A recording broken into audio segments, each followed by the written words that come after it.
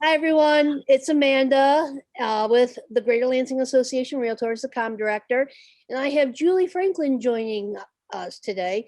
Some of you may know Julie, some of you may not, but Julie is our Director of Financial Operations for the association and runs a pretty successful tax business on the side. And she's going to give us some information about tax preparation today. Because if you may know, it is February 2nd, and we are entering Julie's favorite time of the year, tax season. So Julie's going to help us determine what we need to know about taxes and how we can prepare and all of that.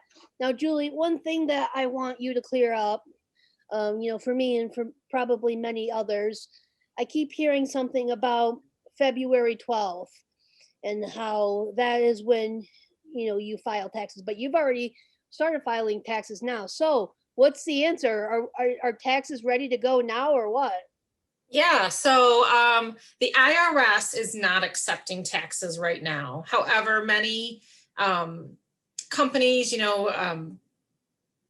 tax softwares are allowing you to submit your taxes, and the software company is holding the return until February 12th, and the IRS starts accepting it, and then all of those will then be submitted. So you can go ahead and get your taxes prepared, but nothing's going to happen with that until the 12th of February. Gotcha.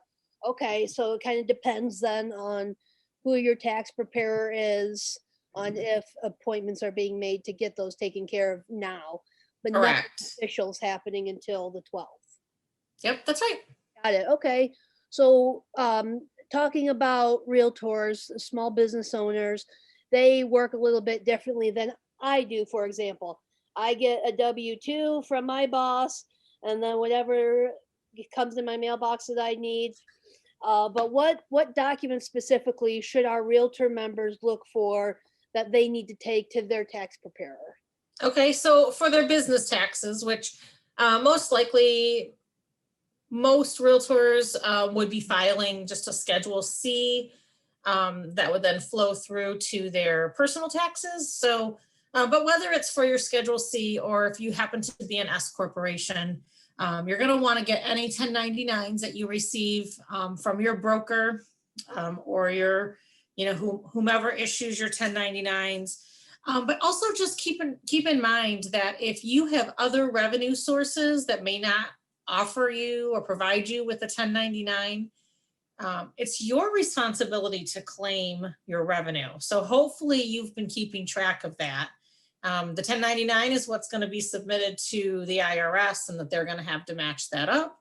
But if they were to ever come and check out your books and they see that you've got some other revenue sources that you haven't claimed, you might be in trouble. So just make sure that if you're receiving revenue, 1099 or not, that you've got some tracking for that. And then you're also going to want to make sure that you have kept track throughout the year. And if not, hurry up quick and go through your bank statements and see, where did I spend my money? Did I spend this on advertising, or did I spend it on, signs and photography and all of the things that you guys have, so many different expenses. You don't necessarily need to provide the receipts themselves, but you're going to want to hang on to those in the event that anybody ever came asking. And then, but broad categories, totals of those broad categories that you've spent on your business, you're going to want to do that. Also, miles, if you've been tracking your miles throughout the year, make sure you give that number of miles. Your preparer is probably also going to want to know what kind of car you drove and whether or not you drove that for other, whether you used that vehicle for other purposes, and what miles were for business and what miles were for personal.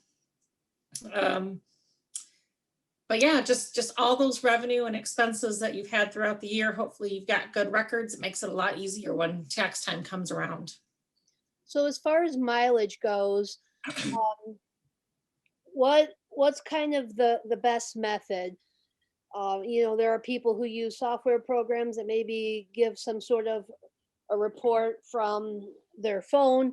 But does the taxpayer just need like a total number of mileages, or do they want to see that journal that they're keeping or those reports that come from an app or whatever? So a tax preparer doesn't really care. Um, but they want to make sure, what I would want to make sure any of my clients would know is make sure that you have those records in the event that the IRS audits you. The mileage is a great deduction.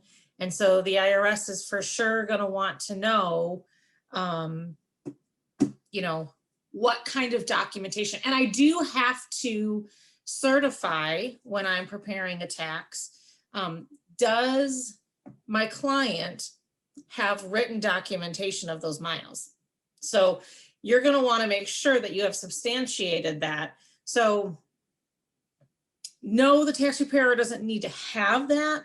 They just need to be assured that you have that so that they don't get in trouble. Got it. That makes sense. And also with anyone who's listening now, they belong to our association and they pay dues every month. So those dues can be deducted. Is that correct, Julie? Yeah, that's right. And if you want to know how much you've paid to the association, hopefully you're aware that you pay us for your national, state, local dues and MLS. That's all in one bill. We bill it in August or when you join, and then renew in August every year. And then you either pay that in full or monthly. But if you want to see how much you've paid, the portal is the best place to get that information. So if you go to just glaronline.com, that takes you right to our member portal. Your login information, assuming you have made no changes, is going to be your NERDS ID, which is your National Association of Realtor ID that they assigned you. It goes with you no matter where you work in the United States. And then your password is going to be your last name and the first letter of your last name is capital. So now if you've made changes to that or you have forgotten what changes you've made, you can always reach out to us and we can help you reset your password. So once you're on the portal and you see across the top, there's multiple tabs. At the far right is something called My Orders. So you're going to want to go to My Orders and you're going to see that there's going to be unpaid and paid orders if you're on a payment plan. So your unpaid is going to be your 2021, your paid is going to be your 2020, but your dues that you paid for the year are going to be in both of those. So if you just click on each of those links, collect the dates that you made the payments in 2020, that's what you're going to want to use for your taxes. Gotcha. And will RPAC also be on that site, Julie? Yeah, so if you included RPAC when you paid your dues in August, that's going to show on your total invoice screen, on total order. But you're going to want to subtract the portion that you paid towards RPAC from the total amount that you paid, because RPAC is part of political and lobbying activities, and those are never, ever deductible. Sometimes though, there will even be a portion of your state and national dues that go towards political and lobbying activities. There's always going to be a note on your dues and on the portal that say whether or not any portion of those dues paid go towards those things. The past several years, 100% of your state and national dues have been deductible, so we don't need to make any adjustments there. But be aware that sometimes that is the case. But anything to do with political and lobbying activities are never deductible for tax purposes. Thank you for that reminder. We actually had a question come through on our Facebook live feed about, can you comment on the business meal deduction of 100% for 2021? So if there is a new rule about it being 100% for 2021, unfortunately, I am unaware of that. So maybe I need to do some research.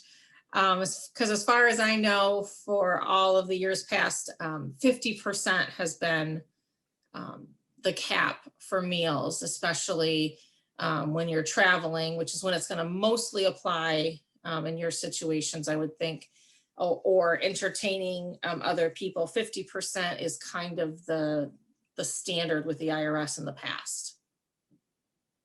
Wonderful, thank you. That sounds like we'll get back at you on that Yeah. question. So thank you for bringing that up, Beth. And Julie, is there anything that our members should be aware of that is new this year with tax filing? So I guess regarding your business, if you happened to take advantage of any of the tax credits or things like that, if you happen to have employees yourself, that would be information you would want to make sure that you were providing to your tax preparer. But I think that what I want to highlight the most is on your personal taxes.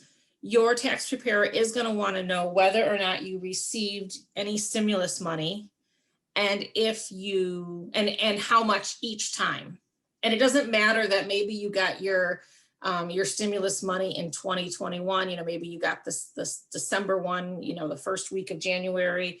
But you are still going to want to show that on your 2020 taxes. That's still considered 2020 stimulus money.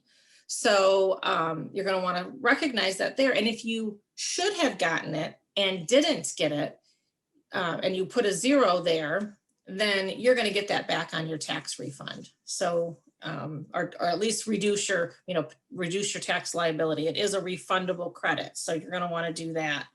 And then if you happen to take advantage of the unemployment this year, you should have been given the opportunity to have taxes withheld. And if you didn't do that, be prepared to pay the taxes on that unemployment received. I was telling Amanda earlier, we had a client yesterday that between her and her husband, they had received about $13,000 of unemployment in 2020. And they had a very shocking tax bill at the end of their appointment yesterday. And we're really sad that they didn't save some of that money. So just be aware that if you received unemployment, that is taxable. Yeah, that's really great to know. And I know that when you told me that, I was surprised because I, for one, would not have thought that you'd have to pay taxes on unemployment, but there's a very good reason why I'm kept out of all of the money issues or money matters in anything I do.